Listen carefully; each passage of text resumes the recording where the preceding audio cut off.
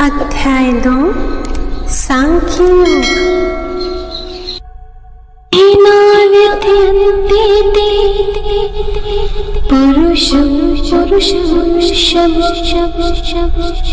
समदुख सुखं धीरं सोऽमृतत्वाय कल्पते।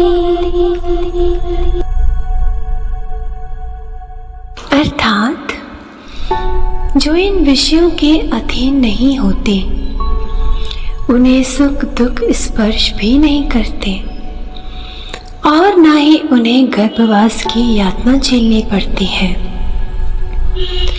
हे पार्थ, जो मनुष्य इंद्रिय सुखों के चक्कर में नहीं पड़ता,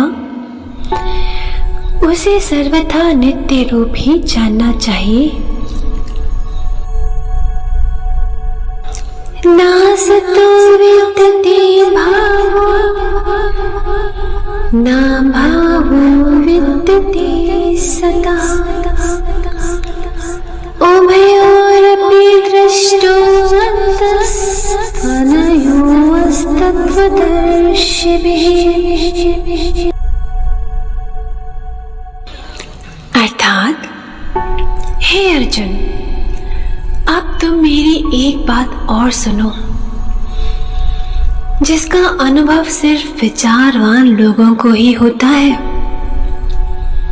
इस माया युक्त संसार में एक सर्वव्यापी गूढ़ तत्व है जो चैतन्य है, और सभी तत्व ज्ञानी यही स्वीकार करते हैं कि वह चैतन्य सद्वस्तु है।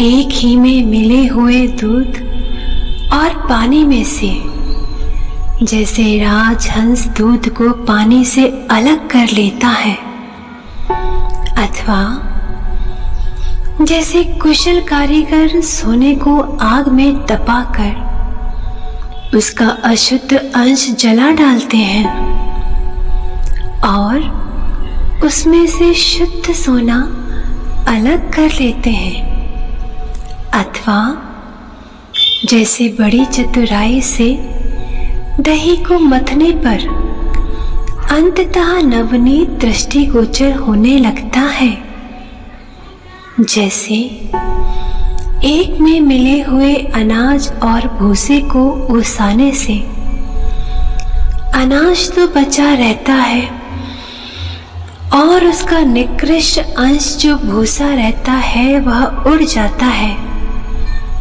वैसे ही विचार करते करते एक ना एक दिन प्रपंच का सहजतः विनाश हो जाता है और तब ज्ञानियों के लिए एकमात्र तत्व ही शेष रहता है।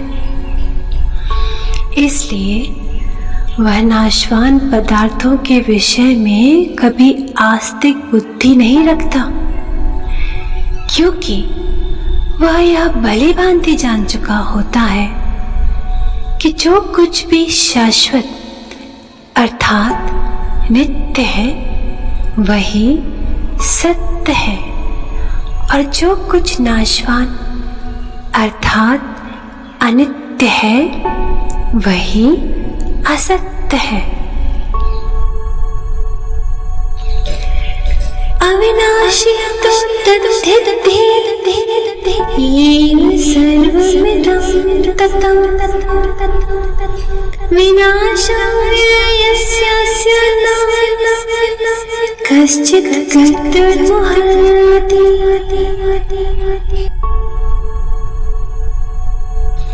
अर्थात, हे पार्थ, फिर यह भी देखो कि जब मनुष्य सार और असार के विषय में चिंतन करने लगता है, तभी यह निर्णय हो पाता है कि जो कुछ स्थिर नहीं है वही असार है, और जो कुछ सार है वह स्वभाव से ही नित्य है।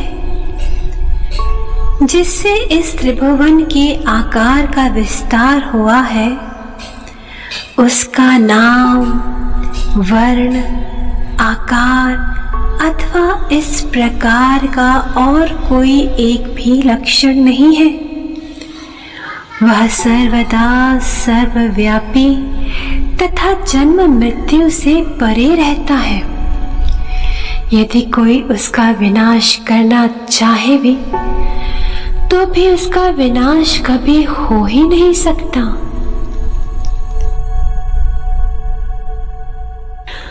अंतवंत इमे देहा नित्यस्युक्ताः शरीरिणः अनाशिनो प्रमेयस्य तस्माद्युध्यस्व भारत। अर्थात, हे पांडुकुंवर अर्जुन, अब तुम भली भांति समझ लो कि ये सब शरीर स्वाभाविक रूप से नष्ट होने वाले हैं। इसलिए तुम सब प्रकार से शंका रहित होकर बस युद्ध करो।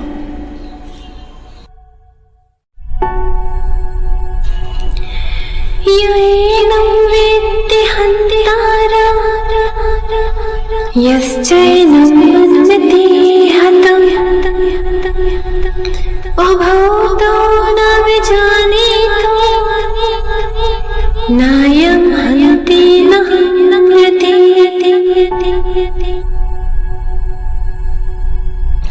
अर्थात, तुम केवल इस देह का अभिमान करके और इस देह पर ही दृष्टि रखकर यह कहते हो कि मैं ही मारने वाला हूँ और ये सब लोग मरने वाले हैं। किंतु हे पार्थ, अभी तक यह तथ्य तुम अच्छी तरह से जान नहीं पाए हो कि यदि सत्य और असत्य के विषय में सोचा जाए तो ना तो तुम इन लोगों को मारने वाले ही हो और ना ही ये लोग मारे जाने वाले हैं।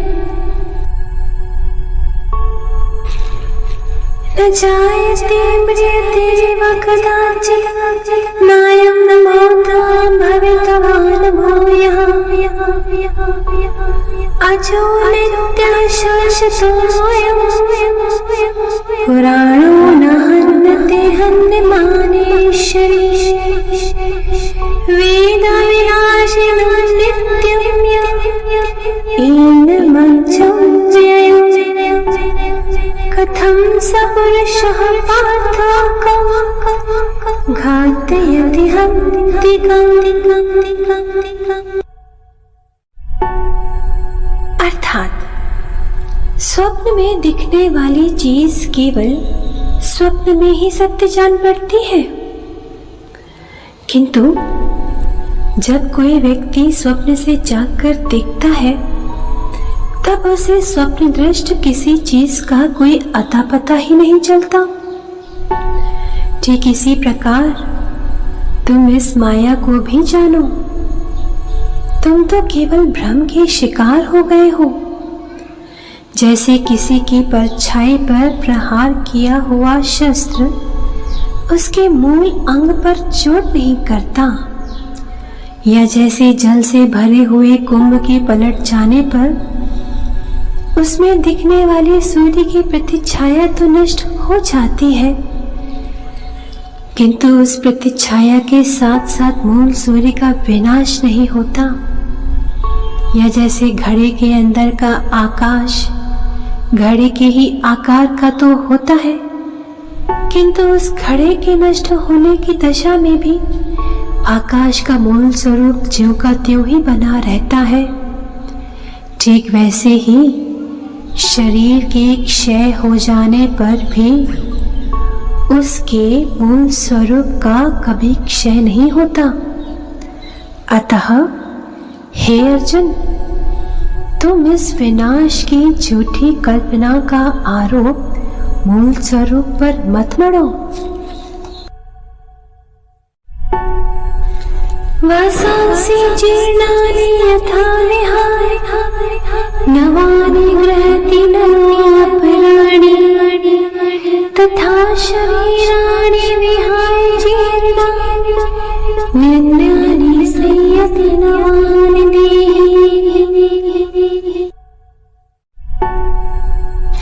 अर्थात जिस प्रकार लोग अपने फटे पुराने वस्त्र छोड़कर दूसरे नए वस्त्र धारण करते हैं, उसी प्रकार यह आत्मा एक शरीर को त्याग कर दूसरे शरीर को स्वीकार करता है।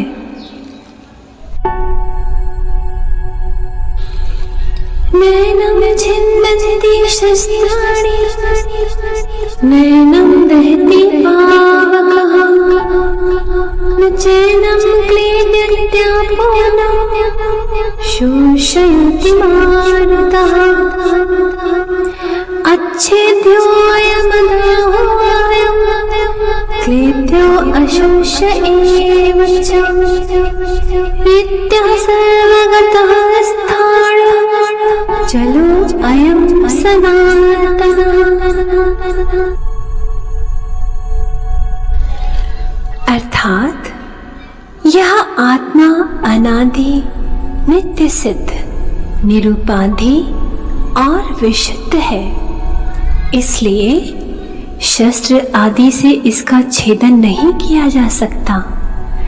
प्रलय के जल से भी यह भीग नहीं सकता और अग्नि से भी यह दग्ध नहीं किया जा सकता। वायु की महाशोषक शक्ति भी इस पर अपना असर नहीं डाल सकती। हे अर्जुन, यह आत्मा शाश्वत, नित्य, निरंतर, अचल और सर्वव्यापी है, इसलिए यह स्वयं ही परिपूर्ण रहता है। प्रसिद्ध श्री ज्ञानेश्वरी के अमृत वचनों का पुण्य श्रवण करते रहें एवं इस निःशुल्क किंतु अमूल्य वाणी का लाभ अपने सभी इष्ट मित्रों को भी पहुंचाते रहें।